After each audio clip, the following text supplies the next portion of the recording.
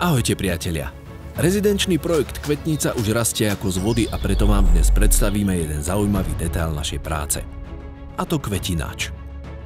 Kvetnica je projekt, ktorým sa od začiatku snažíme posúvať hranice toho, čo je možné. Poďte s nami nahliadnúť za oponu a na to, ako pri tom premýšľame. Predstavujeme vám myšlienku obrovských rozmerov. A to doslovne. Toto je náš drobček.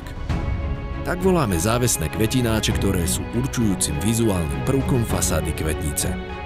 Ich precízny dizajn citlivo zapadne do architektúry a zároveň umožňuje vytvoriť vertikálnu vrstvu zelene na budove.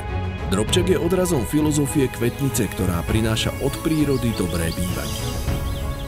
Každý takýto bochlíček váži 4 tony, po vysadení zelene a zeminy až neuveriteľných 8 tón. Aby sme sa uistili, že budova bude bezpečná, rozhodli sme sa zrealizovať záťažový test kvetináča a tým vlastne celej filozofie kvetnice. Čo myslíte? Zvládne ho náš drobček? Pri teste sme kvetináč ukotvili do betónu a začali naplňať ťažkou železnou rudou. Hľadali sme hraničnú záťaž, pri ktorej skolabuje. Avšak aj po 4 tonách kvetináč bez zaváhania drží. Ideme teda ďalej a prekračujeme projektovanú záťaž. Čakáme, že sa buď objavia prvé trhliny, alebo sa drobček bez varovania zrúti. Stalo sa však niečo, čo nikto nečakal. Jednoducho nám došlo miesto. Viac rudy sa do kvetináča nevošlo. S prehľadom uniesol dvojnásobok toho, čo sme plánovali. Dokopy až 8,5 tony.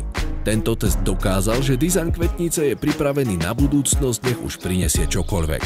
Napríklad aj situáciu, keď si do kvetináča na balkóne kvetnice budete chcieť namiesto sherry paradajok posadiť párik slonov indických. My však veríme, že obyvatelia si vytvoria vlastnú oázu pokoja plnú zelene presne tak, ako sa to podarilo komunite žijúcej v bytovom komplexe Bosco Verticale v Miláne.